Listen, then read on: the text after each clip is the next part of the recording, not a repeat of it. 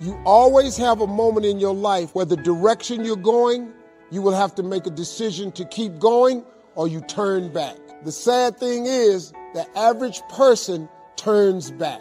But think about this. If you're going somewhere and you turn back, you can never get there. If you wake up every day and go get in your car and say, I'm going to the store, and halfway to the store, you turn around, and then the next day you go to the store and you turn around, you do realize that you'll never get to the store. So whatever you needed from the store now is even a greater need because you turned back. And every time you turn back, it does not change the need. So what kept me going was, I made turning back, giving up, never an option. And I had really dark moments, man, where I just didn't think I was gonna make it. I mean, where I am today, I didn't see it clearly at all. I had a lot of turn back moments. But you know what it was for me, man? Being successful is so hard, but I realized that not being successful was hard too. The difference between not being successful hard and trying to get successful and hard, if you're trying to get successful and it's hard, at least there's some payout. There's a payoff. If you hang in there, there's payoff.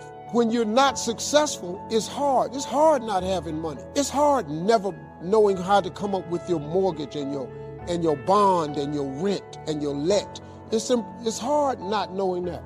How you gonna feed your children? How you gonna pay your bills? It's hard, ain't it? So if it's hard that way, and it's hard being successful, I might as well deal with how hard it is to be successful, because at least one day that could be a payout. If you just stay in the hard part of life of not being successful, ain't no payoff. There's no result for being poor. When Vision talked about these things in this mindset, it's generational. When you live it, you leave it. When you live it, you leave it. What you're saying is wonderful, but what you're doing is penetrating. It's shaping the lives of those who are watching. And I realized that the bigger I dreamed, the more contagious I became. It's not just about you dreaming big for you, it's how contagious can you be? Because when you're contagious, you are a force to be reckoned with, a force to be lived with. You are a legacy living. And so I love everything you said, because that's living legacy. That's saying, hold on. I'm going to design what's on my tomb. Here lies a woman who. Here lies a man who. And oh, by the way, there's not enough tombstone to write it. So our agreement, our guideline is when you hear something that resonates with your soul, y'all already know you want to say it already, but we got to tell the newbies about it. When something resonates with your soul, I want you to say yes, but I want the second yes to be higher than the first yes. I want the second yes to make the chandelier shake. Only at Mind Valley do you nail it the first time. I'm just telling you. I'm just saying. Now that first yes is the yes to everything you know you can do. But the second yes, and I promise you, I don't care how many times I have you do this, don't let it ever get old. Let the second yes be to the thing that's being born through you. And it's going to cost you something.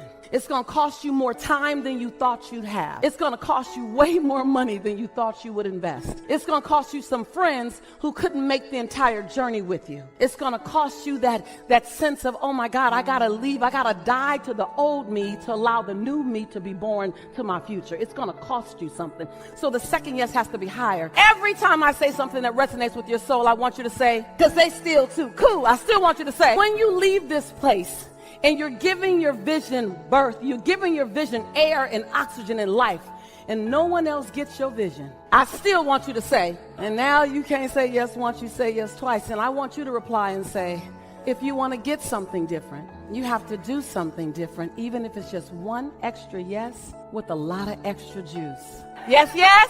So I'm not doing that all day. I'm going to trust that when you hear your truth, tell yourselves, I heard my truth. Because this is about discovering more of you, who you've always been and who you're becoming. This journey is not about the person sitting beside you or behind you or impressing anyone. This journey is about working to blow your own mind. Winners win and losers lose. I can't explain it any better than that. I don't know how it happens, but winners win.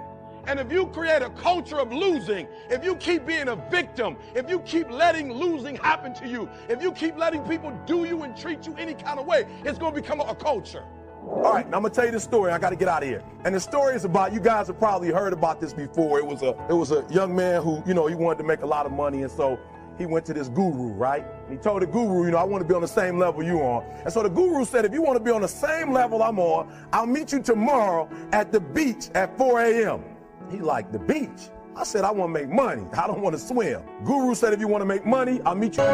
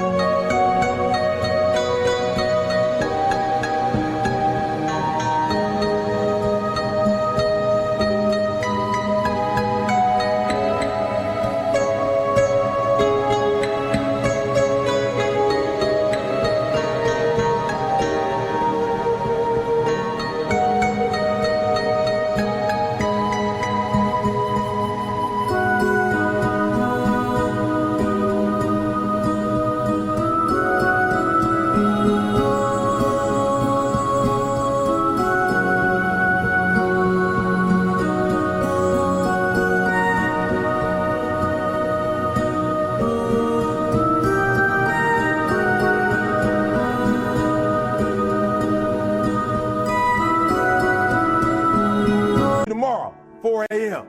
So the young man got there at 4 a.m. He all ready to rock and roll, got on the suit. He should have wore shorts. The old man grabs his hand and said, how bad do you want to be successful? He said, real bad. He said, walk on out in the water. So he walks out into the water. Watch this. When he walks out into the water, it goes waist deep. So he like, this guy crazy. Adrian, he like, I want to make money. He got me out here swimming. I didn't ask to be a lifeguard. I want to make money. He got me in. So he said, come out a little further. Walked out a little further. Then he had it right around this area, the shoulder area. So this old man crazy. He making money, but he crazy. He said, come on out a little further. Came out a little further. It was right at his mouth. My man like, I'm about to go back in here. This God is mine. So the old man said, I thought you said you wanted to be successful. He said, I do. He said, walk a little further. He came, dropped his head in, held him down, hold him down. My man getting scratching, holding him down. I got you. I know you brushed it out, but I got you. He had him held down. I need you for an illustration. He had him held down. Just before my man was about to pass out, he raised him up. He said, I got a question for you. Somebody answer the question for me. He said, when you were underwater, what did you want to do? Lee, I'm looking for a different word though than lip. What's that word? Said I wanted to breathe. He told the guy, he said, when you want to succeed as bad as you want to breathe, then you'll be successful. I don't know how many of y'all got asthma in here today, but if you ever had an asthma attack before, you short of breath, SOB, shortness of breath, you wheezing.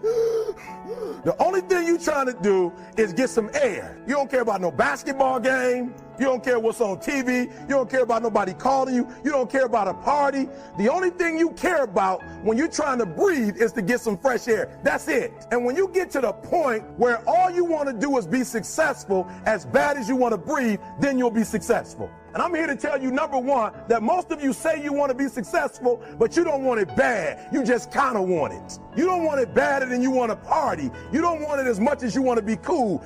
Most of you don't want success as much as you want to sleep. Some of you love...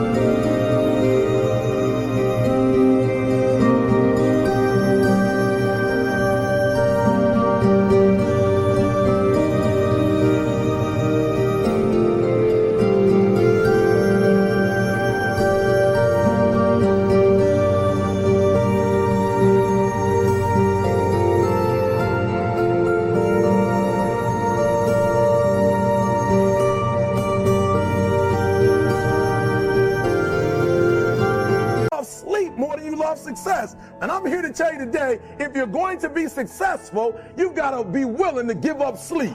Let me tell you what everybody's dream is. Put it in your note. I don't care if you sell pest control, security, solar, insurance. I don't care what it is. Guess what they want? You ready? And guess what you want? You want to be happier. You got to link everything to people's happiness. You think that's ridiculous. So I'm going to kill some termites. They're going to be happier. Yep. They think if you did pest control, at the end of the day, the greatest influencers get the people want to be happier. All of you want to be happier. You think if I become a millionaire, I'll be happier. If I get that baller jet, I'll be happier. If I'm making 100 grand, I'll be happier. If I lose 30 pounds, I'll be happier. If I protect my family with security, my family will be happier. People want to be happier. A couple ironic things about closing and selling that you may not have ever been told before, but I'm going to tell you. People don't have to believe what you're saying. Is that crazy? People do not have to believe what you're saying. In fact, too many of you spend too much time trying to get people to believe what you're saying, and you come across like a beggar because of it. You seem desperate.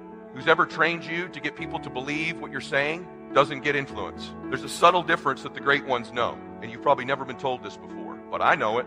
And persuasion is not about getting people to believe what you're saying. You ready? Persuasion is about getting people to believe you believe what you're saying. That's a subtle difference, brother. That's a subtle difference, sister. If you start to think through, I need to get people to believe I believe this, not to get them to believe it. People buy things all the time they don't believe. People buy things all the time they don't understand. That's okay. We want to educate, we want to train, but they don't have to believe everything you're saying. If they have to do that, you're going to look like you're begging all the time. They got to believe you believe it. That's a different intention. The most certain person always influences the less certain person. When you're exchanging with a recruiter or a client, they're either going to close you or you're going to close them. And that's certainty. Certainty is influence. And you can't transfer to me something that you're not experiencing for real. You have to really believe it. You got to really be a crusader. You got to really understand it. When you really believe something, you can transfer that certainty to me. This is a huge deal. It's a huge deal that you need to begin to understand that persuasion is they believe you believe what you're saying. I love that most people don't take anything seriously. I love that most people aren't coachable. I love that most people don't do what I teach or that anybody teaches. I love that. That's how certain people win. Half y'all haven't written a damn word down I've said.